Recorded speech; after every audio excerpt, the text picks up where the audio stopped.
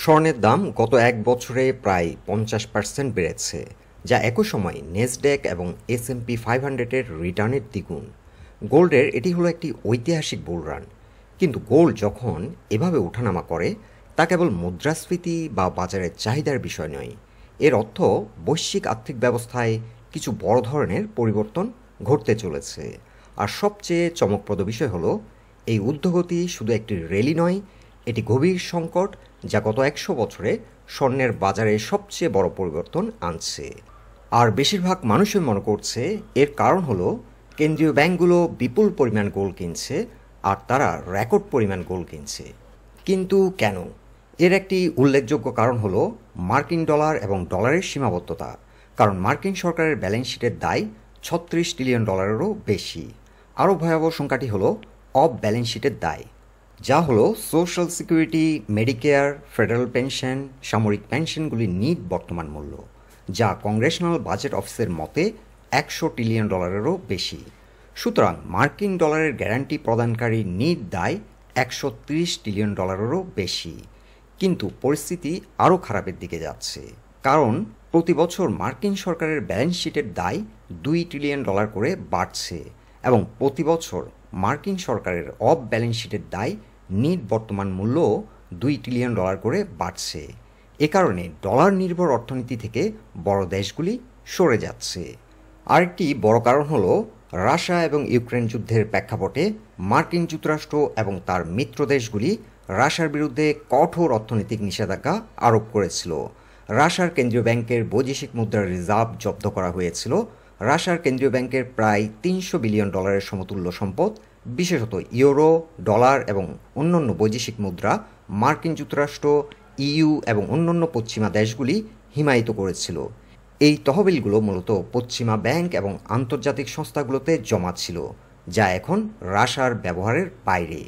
এ কারণেই ব্রিক্স দেশগুলি বর্তমানে এগ্রেসিভলি গোল্ড অ্যাকুমুলেশন করছে। বিশেষ করে চীন, রাশিয়া এবং ভারত গোল্ড রিজার্ভ বাড়াচ্ছে ডলার নির্ভরতা কমানোর জন্য।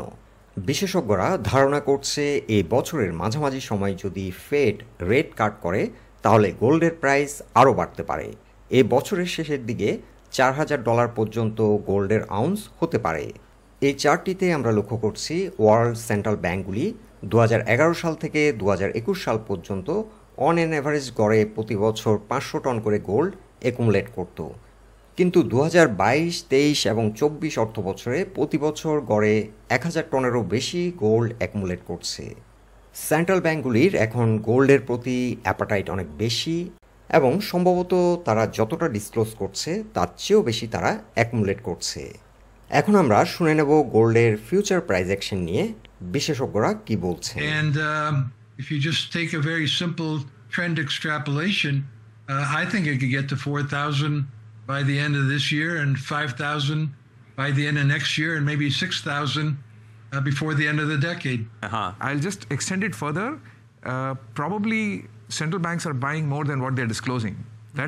That's the current account data of import-export which is suggesting. So yeah, I think it's a very interesting setup in terms of how retail is just warming up. Could you elaborate on that? And I mean, that is there hidden buying happening in gold? And Naresh, a follow up to that, if your hypothesis is that retail starts buying now, following the performance, if you will, watching this show, if you will, does that lay the foundation for the price targets that Dr. Yarini spoke about? I mean, it may not necessarily hit in the timelines and the same targets. I'm sure Dr. Yarini is probably saying that, knowing that too, but just trying to understand if you believe that could be the backstop. So if I step back, gold moves in very long cycles. So there was a bull market from in 70s, 71 to 1980, gold was up 18x. In that period, $44, $45 to $800. Then there was one more cycle, 2000 to 2012. I think gold was up from $250 to $1,800. So gold moves in very long bull and bear cycles, and the tailwinds and the triggers are there. I don't want to place a target, but I think if the cycle plays out, it would surprise the most bullish optimists. বিশেষজ্ঞরা মনে করছেন এই বছরের শেষের দিকে gold হয়তোবা $4,000 ounce হতে পারে, আর 2030 সালের মধ্যে গোল্ড হয়তো $6,000 আউন্স পার করবে। গোল্ডের ভবিষ্যৎ মূল্য নির্ভর করবে বিভিন্ন অর্থনৈতিক, ভূ রাজনৈতিক এবং বাজার সম্পর্কিত বিষয়ের উপর।